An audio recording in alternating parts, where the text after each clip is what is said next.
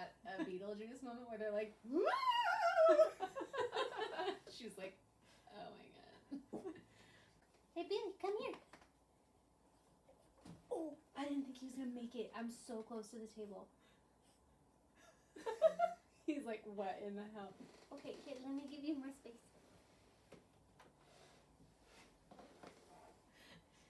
Hi everyone, welcome to the Happy Peas Podcast. I totally looked at the ring light and not the camera. Hi everyone, welcome to the Happy Peas Podcast, where we're just peas in a pod, or today, pumpkins in a patch. Woo! You have a creepily long tongue. I'm Stephanie. I'm Molly. And I'm Billy. I'm bonking the microphone, hanging my tongue out, and today we're doing spooky. Spooky. Spooky. Ooh. Ew. I'm really sorry if you can hear his tongue flapping against my hand, because that smack was really loud just now. I didn't know what that was, but knowing it was that is a little nasty. It's a little gross. Yeah, he's a little gross.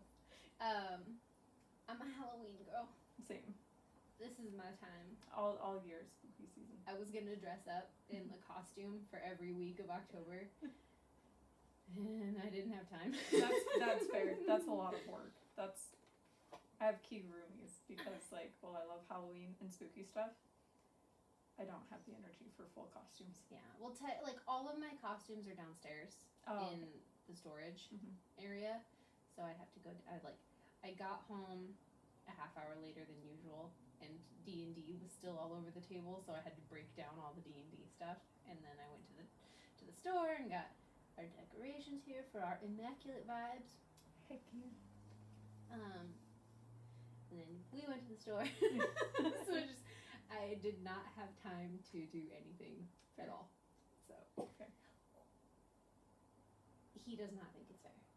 I think we should make him a costume. I was gonna say he has a Pikachu costume, but that's how he feels about it, for one. For two, he weighed 8. He weighed 8 pounds when I bought the costume, and it was a little too small. And he weighs like 16 pounds now. We could dress you up as like one of the main Final Fantasy VII characters, because you're about as whiny as they are. I mean, I would be content with just like a bee.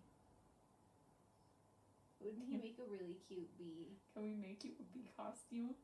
We need to buy him a bee costume. Did you just burp directly into the microphone? He's so nasty. We could also make him a spider. I was saying the same thing, actually. I thought spider cute. Oh my goodness. Oh my goodness, he said, Mom, this chair is not big enough for me. Or to go with... Lick it?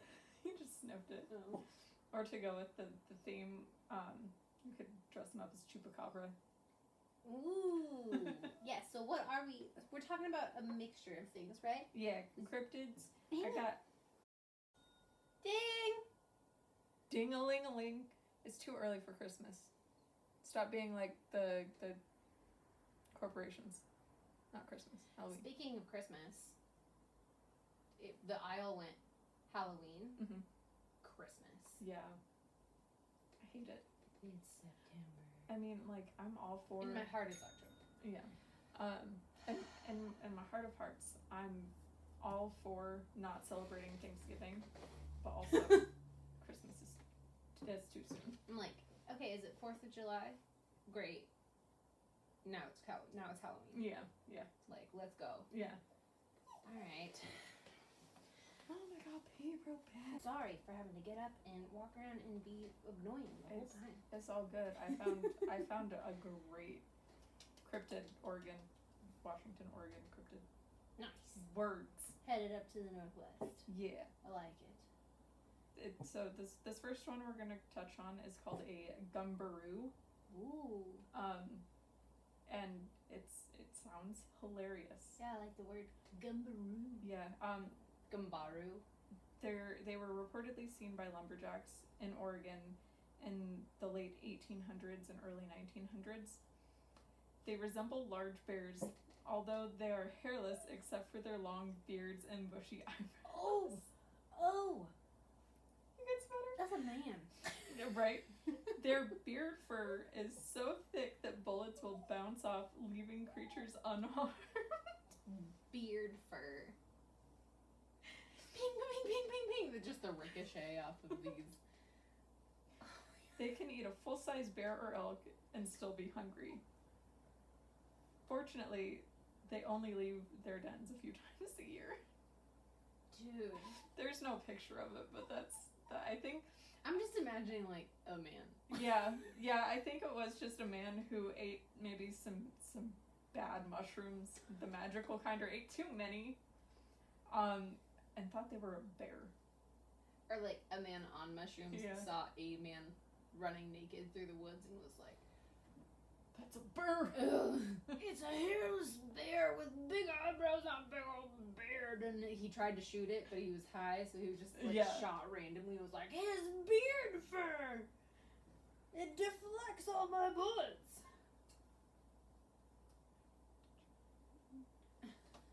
There's a consort lake monster. Consort. I'm sure I'm pronouncing that wrong. Oh, we're probably gonna pronounce a lot of things wrong. It's also commonly known as Flix, which the first time I read that... You're such a liar. It was Felix? No, it's Flix. And it looks like Sasquatch or Bigfoot, but with white fur. Isn't that... They're able to survive underwater, and they were first spotted in 1960. Oh, but it's now on private property, so... Somebody owns it now. Yeah. Good on them. Take all of the white... take all the... take all the white Sasquatch. There's also this thing called the Dogman, which I think I've heard about it, but I didn't know it was local to Washington and Oregon.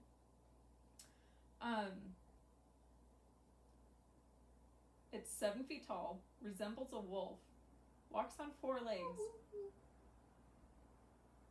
However, if it sees a human, it'll rise and walk on its hind legs. Okay, so is it 7 feet tall standing on its hind legs or 7 feet tall on its back legs? It doesn't say. Ooh, I really hope it's 7 feet tall and it's, like, upright, because 7 feet tall hunched over is like a bajillion feet tall if it stands up. You know what I mean? Yeah, that would be awful. They're not a threat to humans. Their diets consist primarily of roadkill. Oh. So they're the vultures.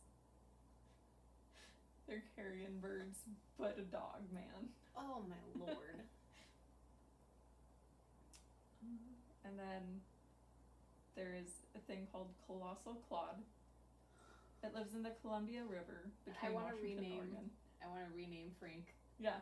Colossal Claude. Actually, yes. Or maybe Skull Steve. He was first sighted in 1934. And Claude is apparently 30 feet long, with the head of a horse and a body that resembles a snake. It's a horse snake. Does it have legs, or does this horse head just... The horse head just slithers. Oh, I'm not a fan. And then this is one that I didn't know that we were actually considering a cryptid. I thought it was too new. Batsquatch. Batsquatch. That's like a werewolf with like bat wings. Wyvern wings, like, because they're like on his hand. Oh, that can't fly. It's said to live near Mount St. Helens. Some people reported a giant ape-like creature who had blue or purple or fur with yellow eyes and giant bat wings. Oh, I would die. Apparently it's been seen as like the last sighting was in 2009. Oh, and the people who saw it described it resembling a giant winged version of former WWE superstar Hulk Hogan.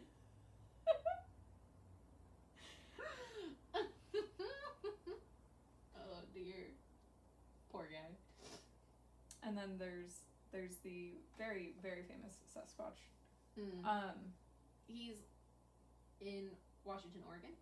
He's in Washington, primarily. Oh. I think he's also just, like, in the northern... In Canada and the northern United States.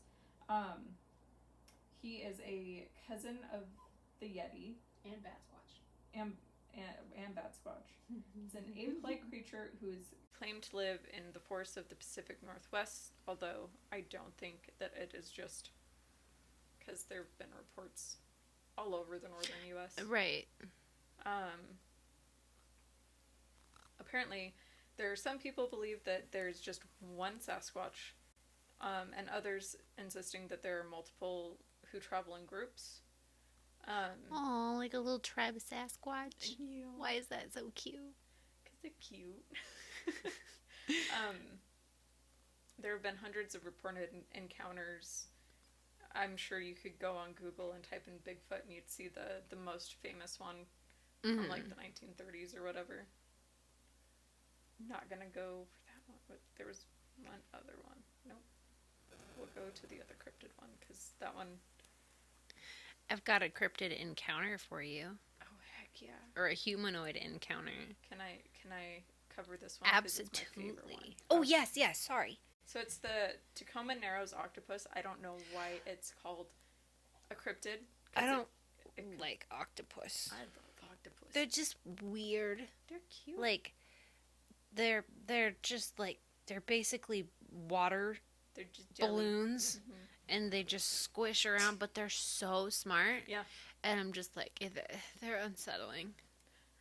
A lot of the anime that I've watched, ironically, a lot of the mech anime I've watched, squids are taking over the world. I think we talked about this previously, that Hank Green was like, if you ran Earth, it would be the octopus. Yeah. This massive cephalopod is rumored to linger in the waters between Tacoma and the Kitsap Peninsula. I know I'm saying that wrong. It's supposed to be 600 pounds, and it may just be a giant Pacific octopus, which is very likely.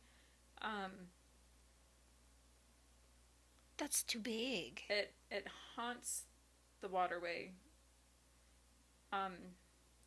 because of the ruins lodged in the depths of the Tacoma Narrows Bridge.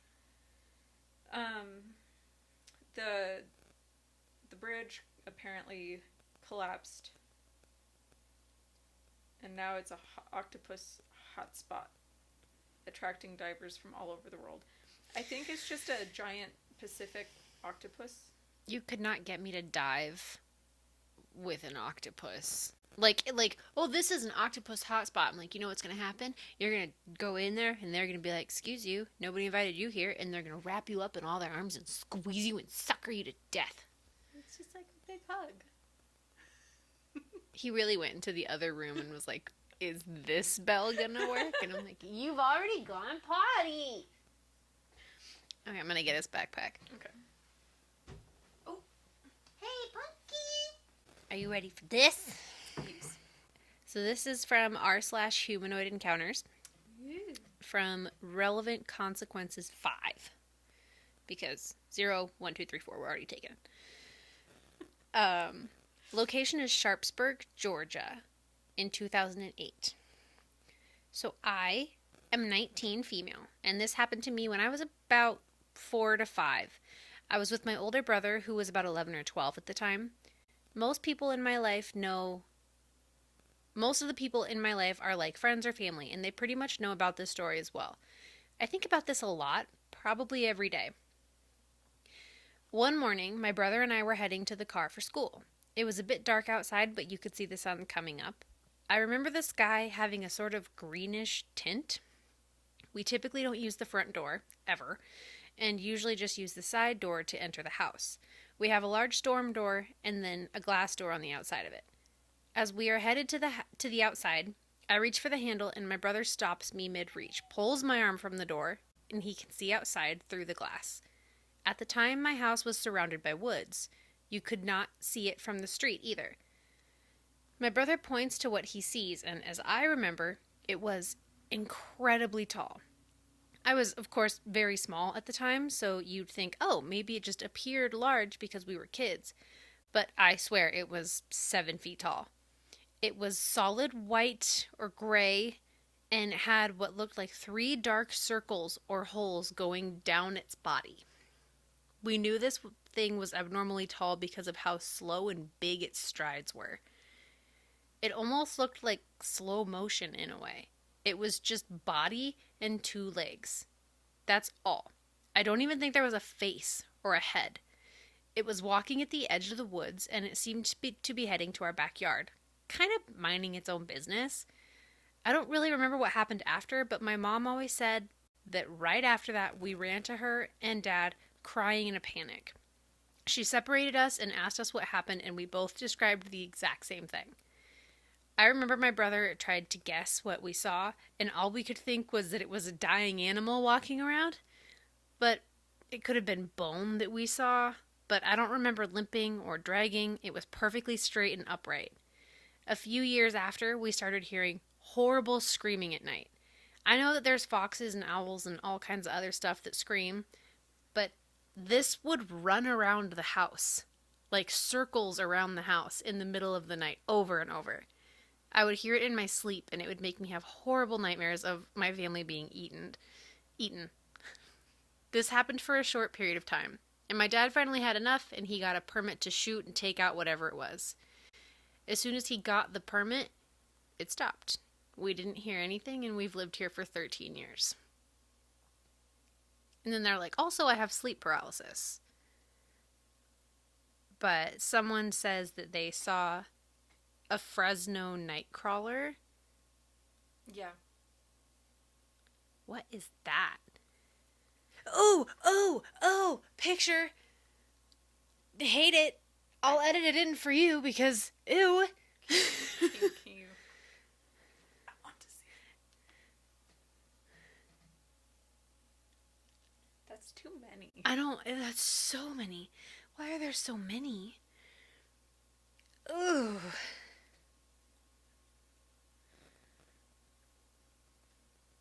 Not a fan. I found a Mothman sighting. Yes. Give me. This is from Level Coast 8642. This happened in 1990 in southeast Michigan. Twice, I saw a tall, black, humanoid-shaped figure that ran like the wind and appeared to almost fly across the ground. Both times it was dark out, and both times it scared the hell out of me and the friend I was with. I was with 2 different people. One at the first sighting and one at the other. And they both saw it too. Back up 4 years, before I saw the creature, a friend of mine was killed riding a mini bike. My brother and I were getting cryptic phone calls from someone our age who wouldn't tell us his name. I can't remember what he would talk about, but it was really creepy. One day, I hung up the phone and my brother asked who it was. I told him he wouldn't say. My brother guessed it was the kid that died. That's creepy. Then, in 2002, I go see the movie, and man, did it freak me out. Nothing bad ever happened to us or my town, but besides that, we experienced the same thing that West Virginia did. Hell yeah, Mothman.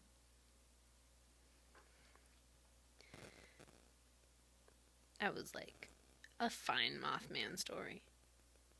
Look at this picture of Batsquatch.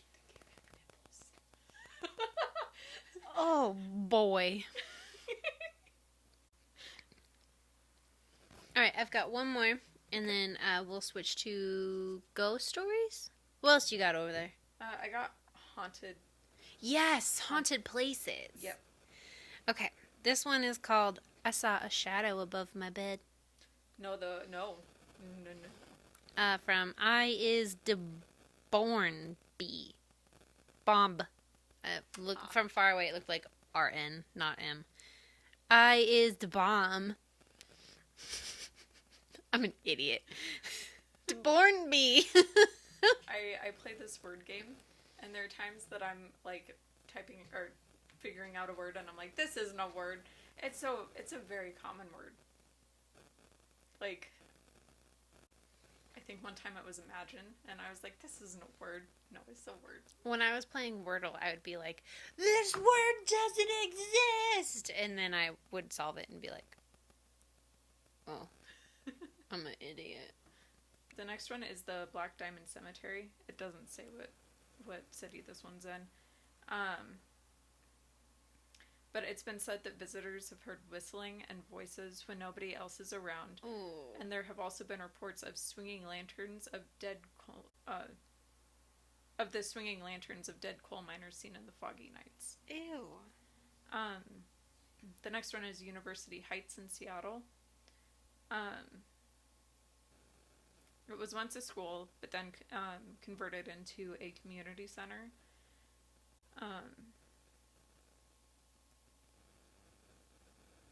There's a little boy that's haunting the building, and he was believed to be a student when it was a school. He's often seen and heard playing in the halls. Mm. He doesn't seem to be alone in the building. They have heard what sounds like a small group of children laughing and playing in the building. Ugh. And they end this with something real cheeky. It says, at least the little boy doesn't seem to be lonely. Which, like, okay. Whoa. Here's the thing. Kids, my kid doesn't scare me. But when when I'm sleeping and he opens the door because he had a bad dream or something, it's a good thing that my first instinct isn't throwing hands because it scares me. Yeah, I don't, Craig will just walk into a room and I'll be like, oh my god. But, horror movies that children are, the thing are... Yeah. The next one is the Tacoma Old City Hall. The police were called to the building on a number of occasions starting in 1974 to investigate some disturbances, including lights going on and off, noises coming from inside, fire alarms sounding, and even intruder alarms being triggered. They thought that someone was breaking in, but on each occasion the police could find no evidence that anyone had been inside, with no signs of forced entry and nothing disturbed, with no logical explanation. Fun. Yeah. That's not my favorite. I don't love that. No, it's always children. The next one is... For real. Fort Vancouver National Historic Site. It was a fur trading outpost originally. And it's located partly in Washington and partly in Oregon. Oh, that makes sense. Yeah. Some of the strange stuff that's happened there include phones ringing when they are completely unplugged, which, that is, no. And doors opening and closing by themselves. That's a poltergeist. This is not a... Yeah. There's one particular ghost who members of the staff have nicknamed Sully that likes to sit in the cafe drinking coffee. Same. Yeah. Mount Baker. Hey. Mount Baker Theater in Bellingham. It's always been plagued by ghosts. There have been theater. Yeah, unexplained noises, cold spots, strange disembodied voices, balls of light, and even an odd apparition. There's a resident ghost of a young woman named Judy. And there have been reports of her developing crushes on male projectionists and ushers in the theater. And when she picks a crush, they'll hear their names called across the stage, or they'll feel ghostly touches on their back and shoulders. And she's just one of the 4 ghosts.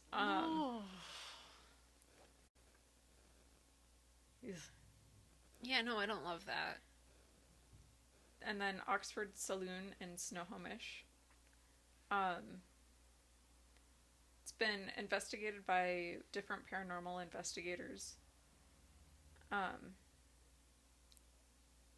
It was built in 1900 and has been modified over the years. And it's seen its fair share of violence, especially down in the basement and in the men's card room. Oh. One of the most documented murders there is the death of a policeman named Henry, who was a regular at the saloon and who may even have worked as a bouncer on his days off. He often appears on the basement stairs, but is known to pinch women in the ladies' room. Ah, fuck you, Henry. Yeah, I was cool with you until you started pinching ladies. On the upper floors, there's said to be 3 more ghosts, a man in a bowler hat, and 2 female spirits. One of the ladies is known as Kathleen, and she's described as an older woman dressed in purple with matching purple bows. And the other one is a girl named Amelia, who is forced into prostitution by Kathleen, and they found dead in the closet on the property. Ooh. And then Kel's Irish Pub in Seattle, once known as the Butterworth Building. Like Mrs.? That's a good question. A large number of bodies have passed through the mortuary thanks to the disease epidemics, mining accidents, and violent crime. Didn't realize it was a morgue. Why would you make a morgue into a pub? Anyway. For the ghosts. Yeah. Mining accidents, violent crimes on the property. Mm-hmm. Some of the paranormal activity is mirrors spontaneously shattering. Ooh. Plaster falling from the walls, glasses being swiped off surfaces, and disembodied voices. The owner claims to have seen a ghost sitting at the end of the bar.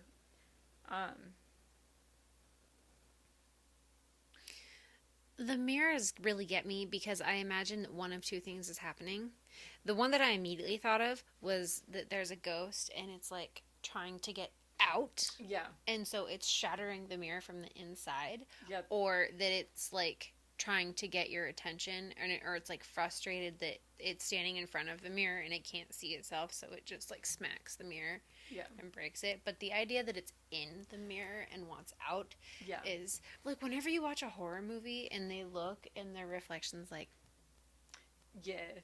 I'm like, oh, because the idea that your reflection is its own individual is creepy. Horrific. Like, the movie Mirrors is not a good movie, but it scares the bejesus out of me. Yeah, like how probably the same way that Paranormal Activity, not good movies, but they scare the crap out of me. Right. Like, it's just, the concept is so unsettling of, like, your mirror person wants to live a full life and wants to trade with you. I'm like, So the next couple ones are getting into territories that I would never visit, and I like, because you don't even have to go into them to be like, this shit's haunted.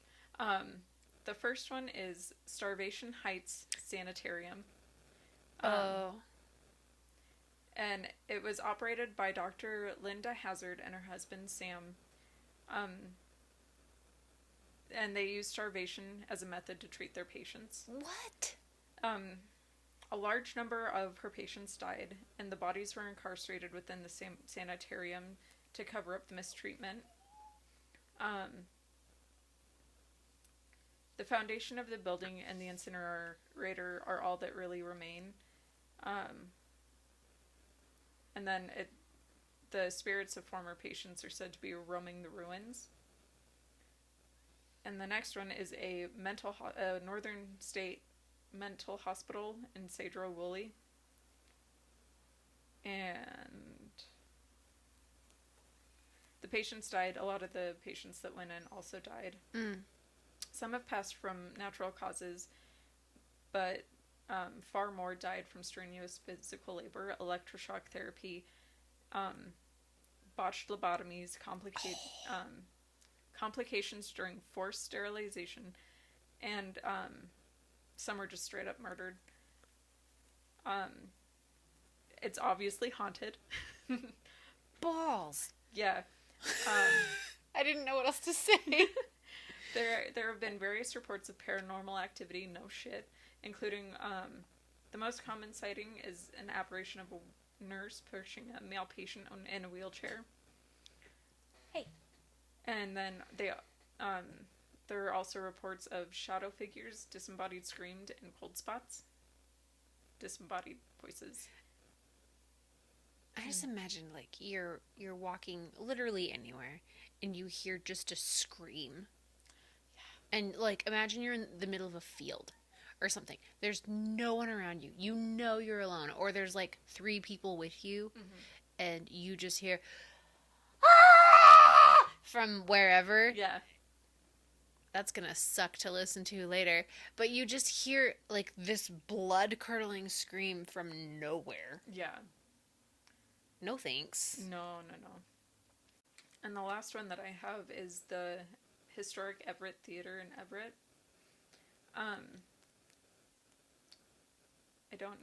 I don't want to read about where it's nestled near Seattle. Its nestlage is irrelevant.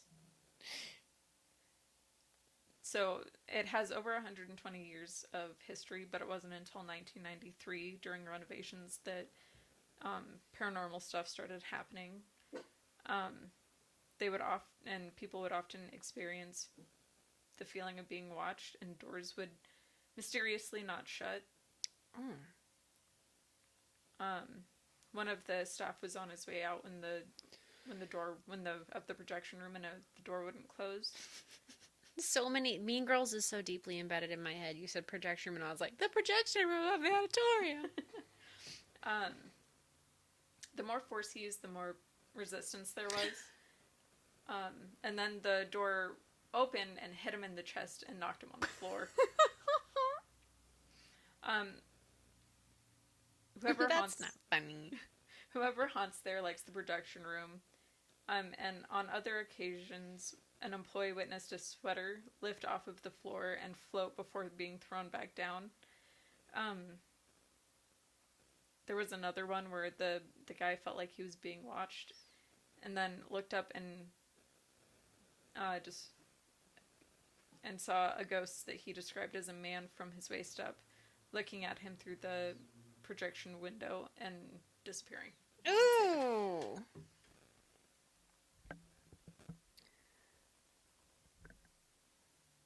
That's all I have. That's all you have? Let's see. I hopped into... Have you ever heard of LetsNotMeet? No, but it sounds like my life 90% of the time. When I was a senior in college a few years ago, I lived in an old house about a 5-minute walk from campus with 5 of my girlfriends. It was still COVID time, so we spent a lot of time just in the house since we couldn't go anywhere else. To preface, this house was old, and many of the windows didn't lock. Our landlord sucked, as many college ones do, and they didn't do anything to fix the issue, but with it being 6 of us and often a boyfriend or 2 sleeping in the house, we felt mostly safe, and many of us would keep our windows open. Our college was in a town just outside of the second most dangerous city in the state, but right around campus it felt safe. When the weather started getting warmer in early spring, we would sit out on the roof to sunbathe, and this roof faced the street. We would access the roof from my roommate's, let's call her Mary, from her bedroom on the 2nd floor since it led straight to the roof.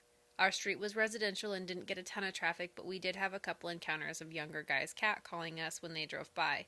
But nothing seemed sinister because we were just college kids. One night, late in the semester, Mary went up to her room to call her brother while the rest of us were hanging out downstairs. That's when she rushed downstairs and said there was a ladder leading up to the roof where we would all sunbathe, and right near her window, which was open. Later, we learned she said out loud to her brother what she saw before she came running down.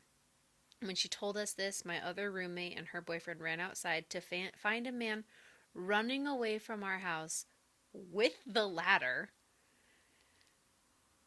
who we assume heard Mary tell her brother she saw the ladder and knew he was caught. It was dark, so they couldn't make anything out about him.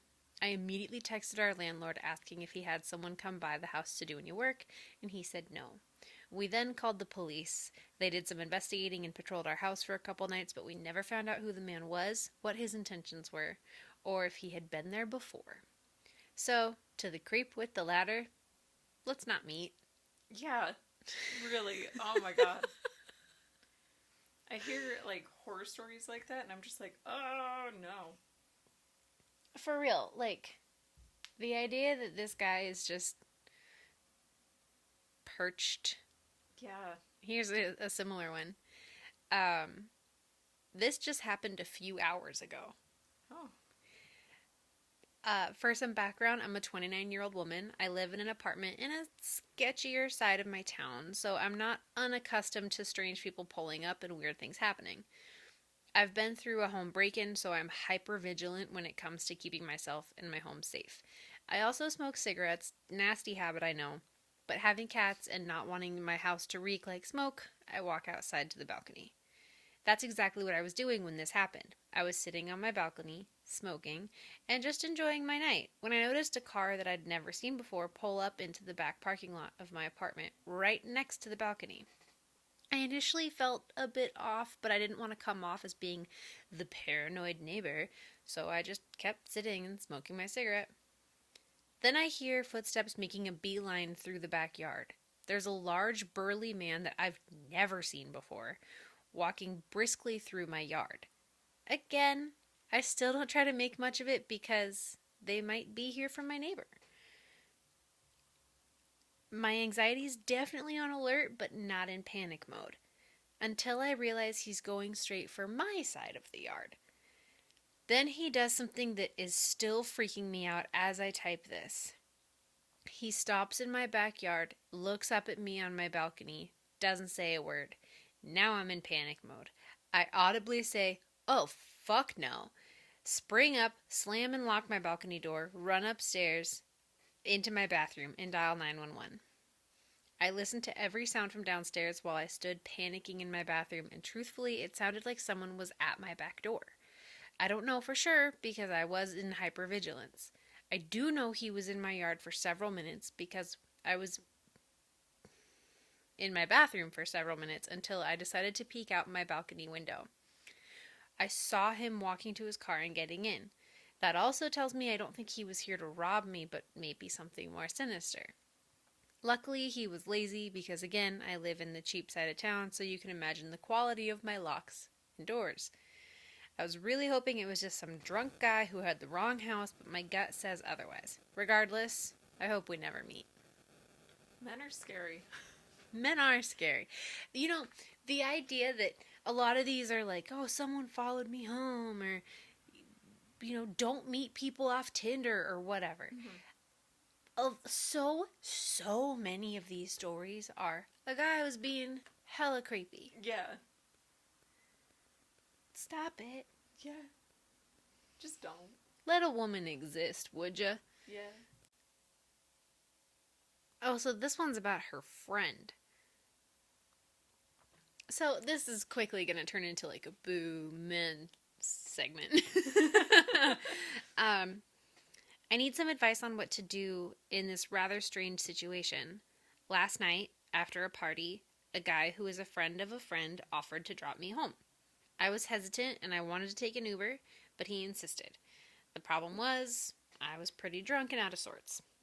When we got to the parking lot, he sat in the car with me, turned off the lights, and said he'd wait for a few minutes since he was feeling a little high too.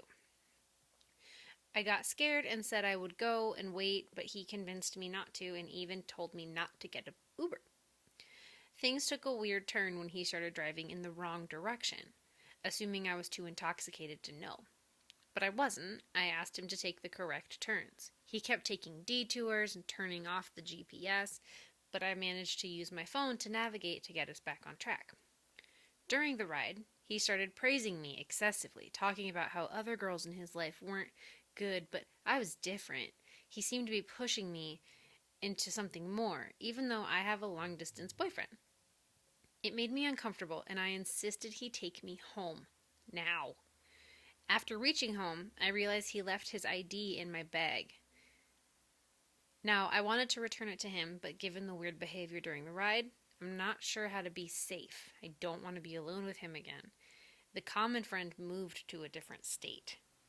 Has anyone ever been in a situation like this, or do they have any advice on how I can safely return his ID without putting myself in a risky position? I say this while also feeling very ACAB. Take it to a police station. Give it to them. Say, this person left their ID in my bag. I'm not comfortable. Can you please return it to them? Yeah, so they dropped it off at a friend's house and said, hey, he left his ID with me, here you go. And said the guy realized it, but didn't want to talk about it. He asked me to hang out, and then I mentioned he was a little too drunk, and I told him where his ID was and then blocked him. But, how did his ID end up in your bag? That wasn't an accident. Yeah, no, absolutely not. That story reminds me of a time I went on a date with a girl, and we were hanging out at her friend's house, and she was trying to take an Uber home, but it wasn't even that late, but there were no Ubers. I was like, I'll take you home, and she was resistant, and I was like, I have no ulterior motives. I just want you to get home safe, and I don't want you to walk home, because she lived on the complete other side of town. And so I gave her a ride, and I was like, okay, be safe getting into your apartment. And she, started making out with me, and I was like, I am uncomfortable. You are hella drunk. I am hella sober. Please go inside. Oh, boy. Oh, my God. It was like, this is not happening. Go inside. Right. Well, I was just thinking about one of the stories that I read. Not the guy friend. Just the idea that a man is the most terrifying thing that a woman can think of. Mm-hmm. Like the phrase when men are like, I'll keep you safe. Or oh, imagine a world without men. And they're like, without men, who would keep you safe? And you're like, safe from what? Yeah. The number one threat to me is you. Mm-hmm.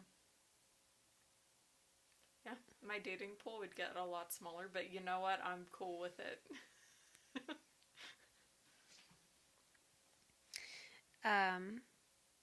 What would you do in a world without men? Go for a walk at night. Oh, I know. God. Go for a walk alone. That's what I was going to say. So I think about this a lot. I drive past a park that I used to walk at, every night. I used to go on walks at 10:30. This would have been 2014-ish. So I was... Go, brain, go. 22? That sounds right. So I'm 22. It's 10:30. 11. It's dark as hell. Mm-hmm. And I couldn't sleep. And I would just listen to, both headphones in. Fully headphoned up. Listening to an audiobook. Or, I distinctly remember listening to Ellie Goulding at the time. And I would just walk through a park. That wasn't safe. No. And I'm I was texting Craig, so I had this false sense of safety. I was like, oh, what are you doing? He's like, I'm watching TV. What are you doing? And I'm like, I'm out at night all by myself. I'm engaging in risky behavior. I'd be like, I'm taking a walk. He's like, you're taking a walk? It's 11 o'clock. I'm like, yeah, I couldn't sleep. Go home, you crazy motherfucker. Yeah. And I think about that now, of I don't even really, I took that walk a few weeks ago, and there was that car down, it was smashed to hell and stuff, but there was this old car, but I was kind of oh, this would be a good place to live if you had nowhere else to live. And the whole rest of the walk, I was like, I'm a little uncomfortable. Yeah. That's one of my biggest fears, is going for a hike and finding a dead body. I went for a hike and saw a garbage bag. No, it was a duffel bag. I fully did. Well, not fully, but I got a stick because I was like, you're not getting my fingerprints on that duffel bag. I don't think so. I got a stick and like lifted the flap of it, and it looked like it was just full of like grocery bags or something. But I was like, okay, am I an asshole if there is like a head in this duffel bag? And I walk away from it right now because I'm too chicken to look inside the plastic bag that's inside the duffel bag. I did. I walked away. I was like, not my circus, not my monkey. Oh, I was like, it's a really popular park. Mm-hmm. A lot of people are there. Mm-hmm. Boy, I hope there wasn't a head in that bag. Is all I'm saying. Could you call? I feel like that would be a crime check type dealio. A head? No, the bag. If you didn't look in it. Oh. Because if it was me, I would call crime check, and if they were like, "Did you look in the bag?" I would be like, "No, I'm not trying to be more traumatized, my guy." You know what though? I thought there'd be bugs. Yeah. Like there'd be flies. There'd be bugs. There'd be carry-on animals. Yeah. Like there'd be signs, and that's why I felt comfortable walking. I was like, it would smell. Yeah. There'd be bugs everywhere. Like when I opened it, I'm sure like flies would come out and stuff. So it's just like, there's not a head. No, not a head. And I just moved on. I was like, I'm just trusting that there's no head in this bag. But I think about that like every day when I drive past that park. I'm like, we have a lot more homeless than we used to. Mm-hmm. 9 years ago, but I was 22, just walking by no dog, no nothing, just walking by myself through a park at 11 o'clock at night. No. Don't do that. Be safe. Be very safe. Don't do that. Don't be me, kids. Hi, kids. Do you like safety? Don't do what we did. I never did that. I did go to the one that I love going to. I would go there at night, but I would never leave my car. I think I left my car once, and I was like early 20s, and I was with a friend, so I wasn't alone. But there was a giant freaking blue herring that came flying up at me. Yes. And I was like, I love him. I do too. But when he flies directly at you and it's dark outside, it's a little terrifying. Totally. Yeah, a huge friggin' bird like that. I had one fly over me close to my house. And I've never been more afraid of a bird. Like, I love birds. I love birds so much. Not as pets, but as wild animals. Yeah. Love them. They're my favorite. They're probably one of my favorite things to like. Yeah, they're probably one of my favorite things to like look at in nature. Yeah. But man, one flew over me, and I was like, "That is a big bird. That's a big bird." Whenever I see it, I'm like, "Whoa!" Let's see. So this is the one I think I said was going to be the last one. When I was 17, my bedroom had a window that looked out into the backyard. The backyard was fenced in, but on the other side of the fence were some woods and a retention pond. I'd never been scared of this and kept the blinds open so that when the sun rose, the natural light would wake me up. Same, I would do that. One night, I was up late on my phone with my dog laying in bed next to me. At around 2 a.m., my dog jumped up and started barking at my window. At first, I thought he was barking at his reflection, and I told him to stop. But then I realized he was looking at the left side of my window, and his reflection was on the right. I couldn't see outside the window because I had left a lamp on my nightstand on. All I could see was the window and the reflection. Not wanting to alert whatever might be out there that I was scared, I faked a yawn, set my phone aside, and turned off the lamp. I then laid down, facing the window, and there were a set of human eyes looking back at me from the left side of the window. Better than not human eyes? Yeah. Well, I mean, no, I guess if there's like a deer that's like, "Sup, man?" And you're like, stupid deer. Like, then you move on. You're like, that deer's not... You ever seen that episode of Adventure Time where, like, Finn wakes up? I don't know where everybody is. Or maybe Finn's in a coma or something. And there's the deer, and it, like, stands up and pulls his hoofs off and has creepy-ass fingers. When I'm like, that deer's not going to eat you, I'm like, you don't know. It could be the Adventure Time horror deer. Okay? Yeah. And he's awful. Yeah. And he's so spooky. That was spooky. I hate that moment. Mm-hmm. My favorite characters. I feel like it's very easy to know who my favorite character is. It's Lemon Crab.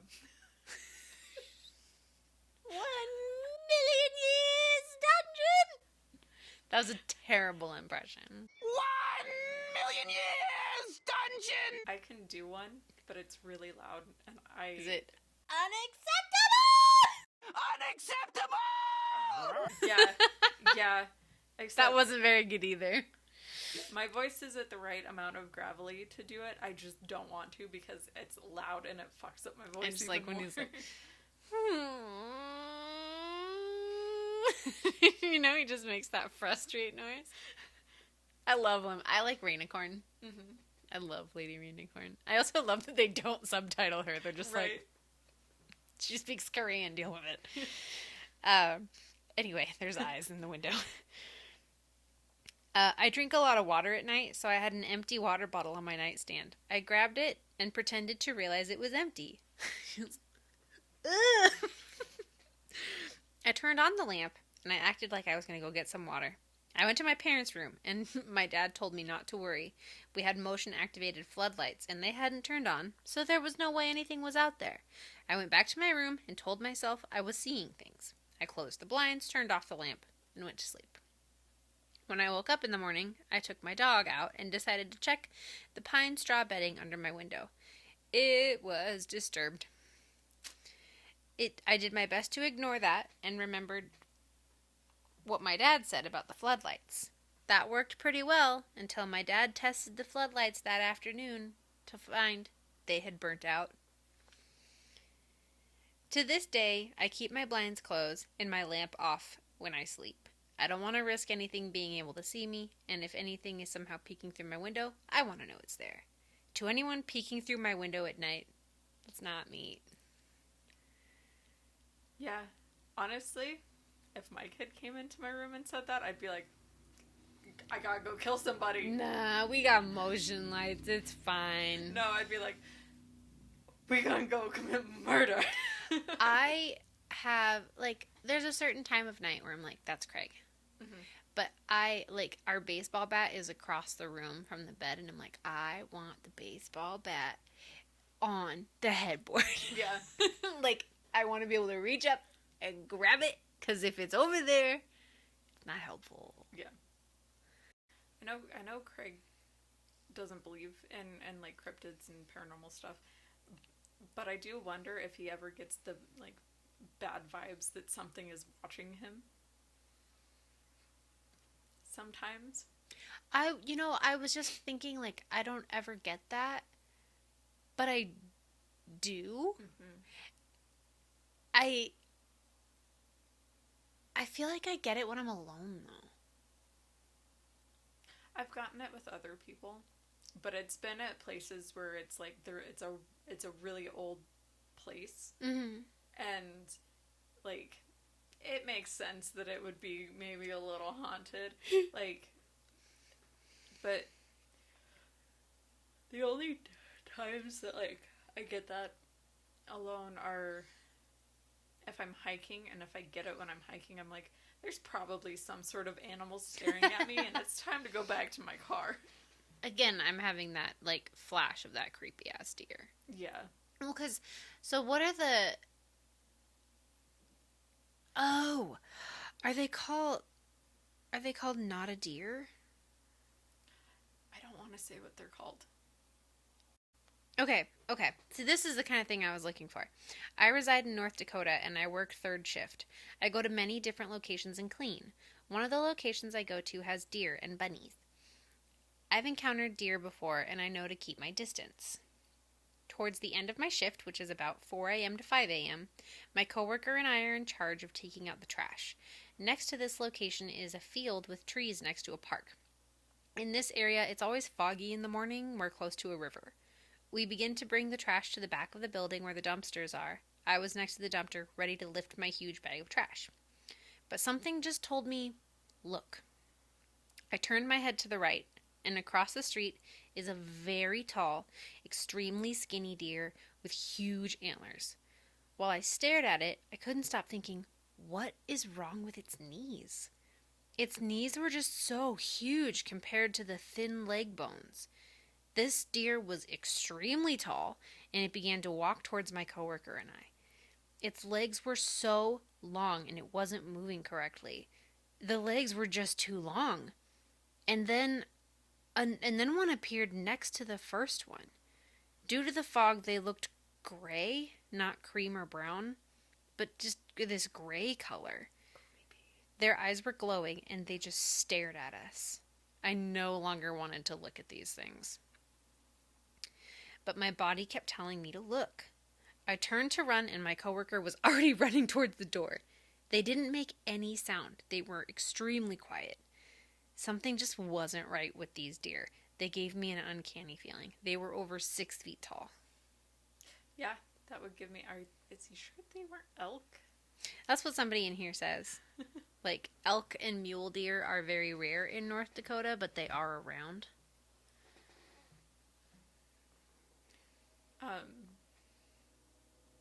When I asked West Virginia if we could go Mothman hunting, and his response was no.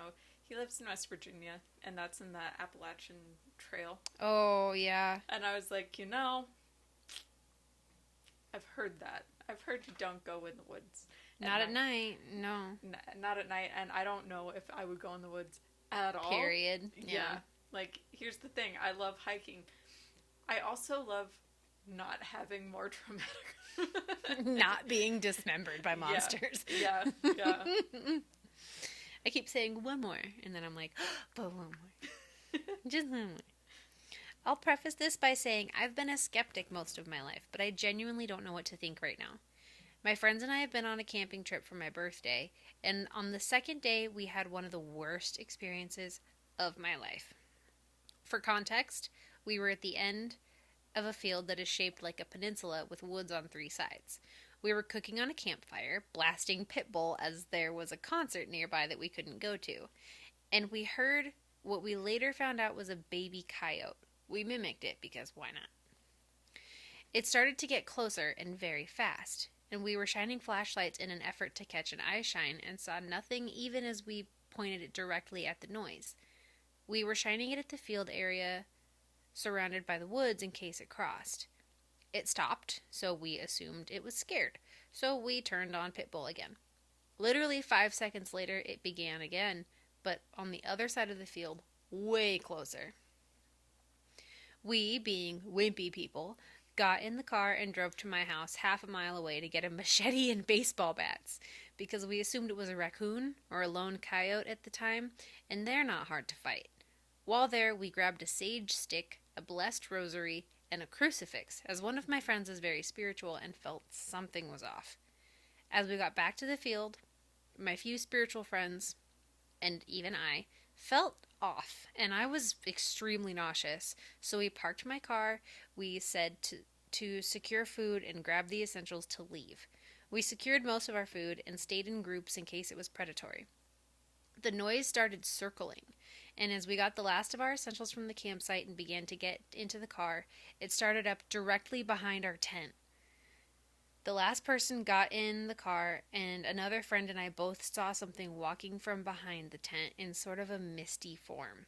It was bipedal, and I assumed I was seeing smoke until I got back to my house, and my other friend who had seen it reported the same thing. I regret to say this, but as soon as people got in, I floored it out of the field.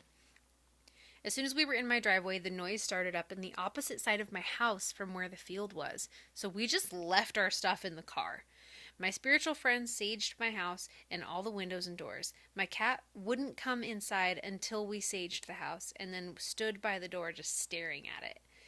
It's the next day now, and we are all terrified. A deer is standing across the road staring at my house. I just got goosebumps. Yes. Terrifying. We went back in order to take down the campsite, and nothing had been touched, even an open bag of chips and a cooked potato. So there's just a potato. It wasn't a raccoon or a coyote. If anyone has a similar experience or advice, please comment. I've never been super spiritual before, and if this thing was supernatural or malicious, I want to protect myself. Fair. There was, What? So somebody quoted and said, we mimicked it because why not? And that's the kind of thing I would do.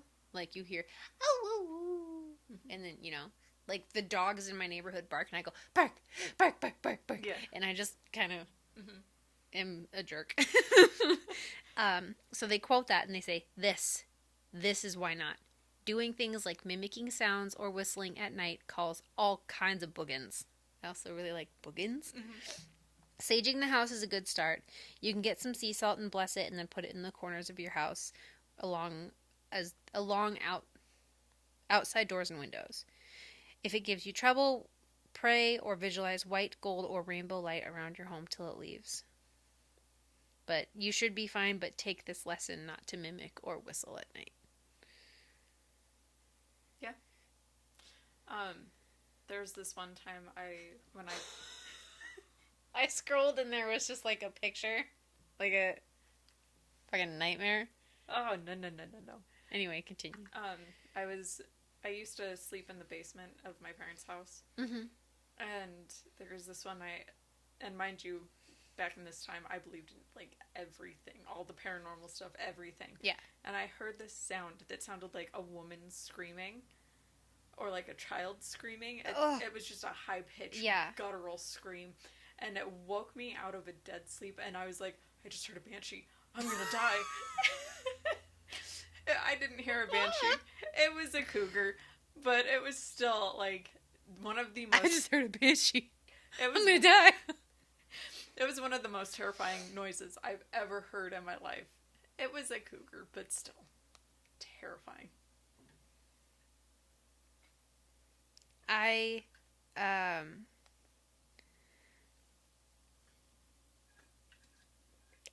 was getting decorations and stuff and trying to think of, like, what I wanted and what I had downstairs and, like, do I have time to go downstairs and get my stuff? I don't know.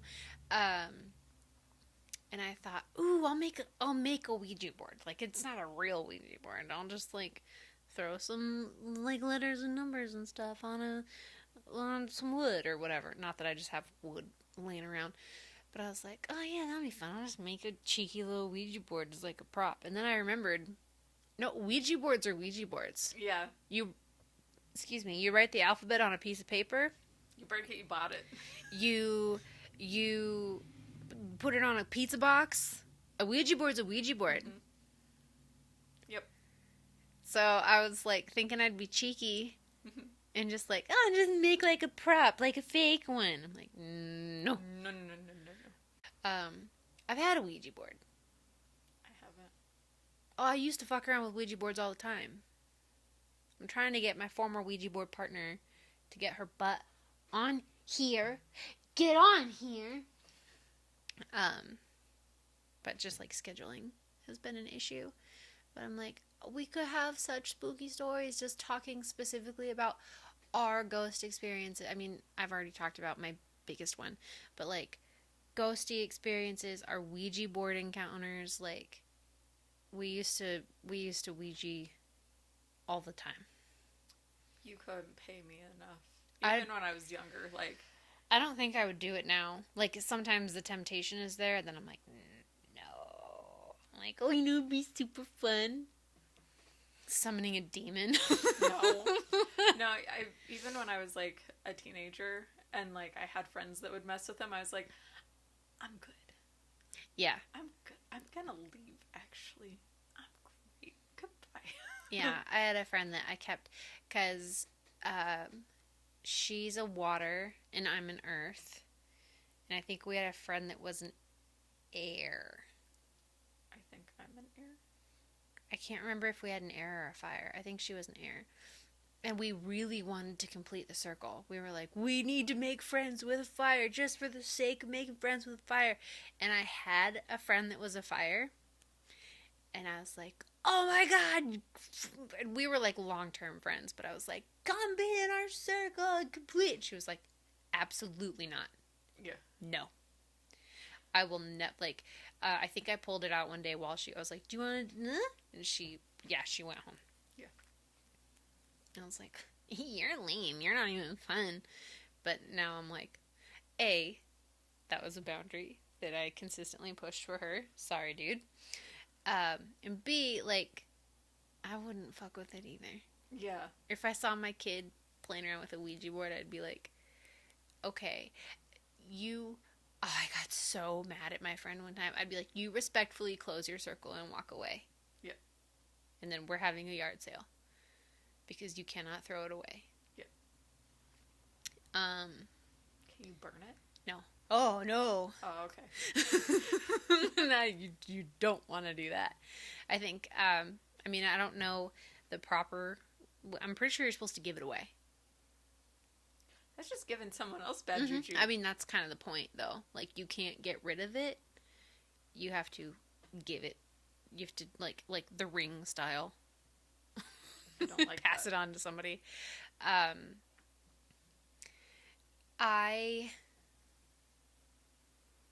think I donated mine. Which is kind of... I got mine in the board games section of it's a defunct chain now, but like a old CD store. That's weird. Yeah, they were just like, it was like Hasbro Ouija board. Like, fun game to play. I got really mad at my friend though once because we were Ouijaing around, and she didn't like whatever it was spelling out, and she just stormed away. Did anything happen to her? No. Okay. But I just sat there with my hand on the planchette and was like, get back here! You have to close the circle! Like, I was like, you can't just leave! So I sat there and just kept my hand on it until she came back. She was like, I can't do it! I was like, we have to say goodbye. Like, even if we don't formally like, oh, this circle is closed, blah, blah, blah. We have to say goodbye. Both of us. Get over here and say goodbye with me. I was pissed off because I was like, anything that's going to scare you enough that you storm away. Because this was the girl that I did it with like every weekend. Mm-hmm. And so I was like, anything that's scary enough that you're just going to abandon ship, we're at my house. Yeah.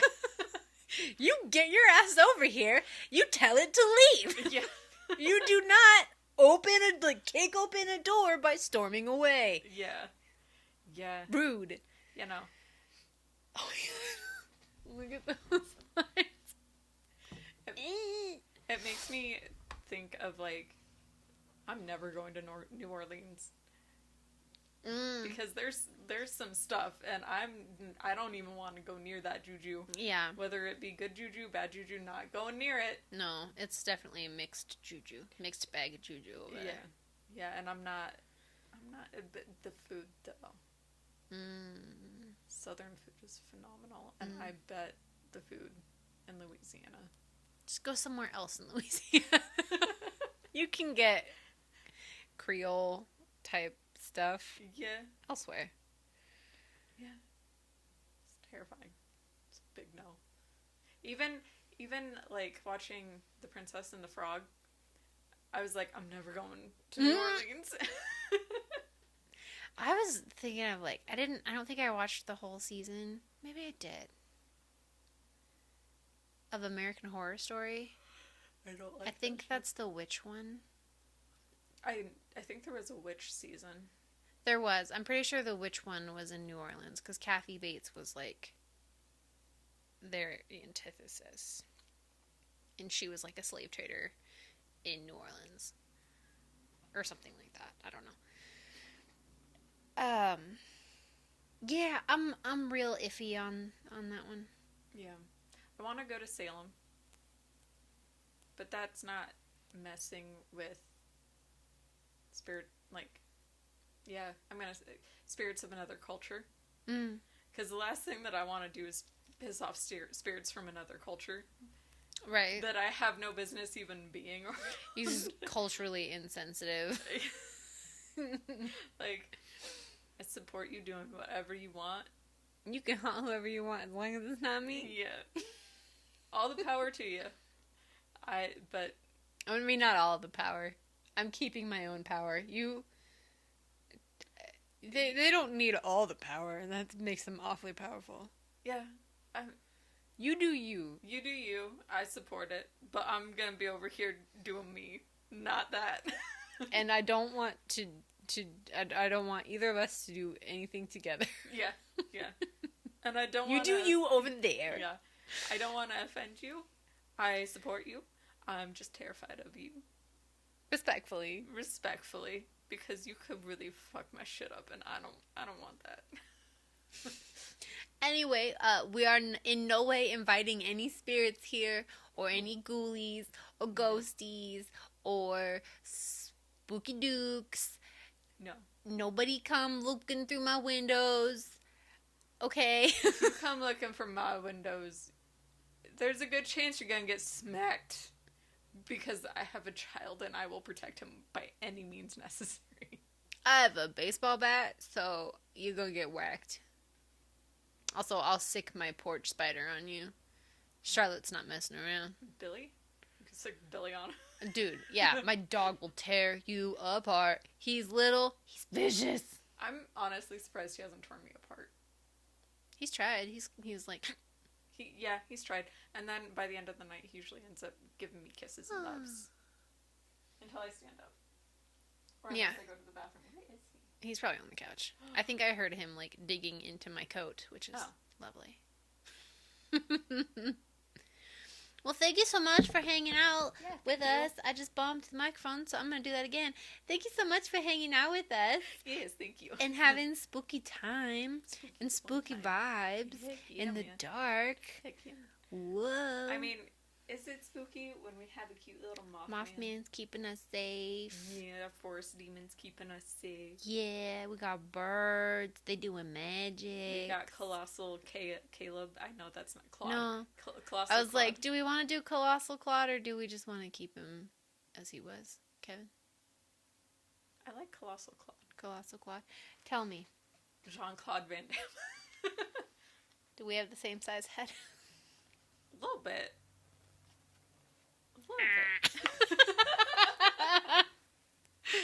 Anyway, we love you. Bye.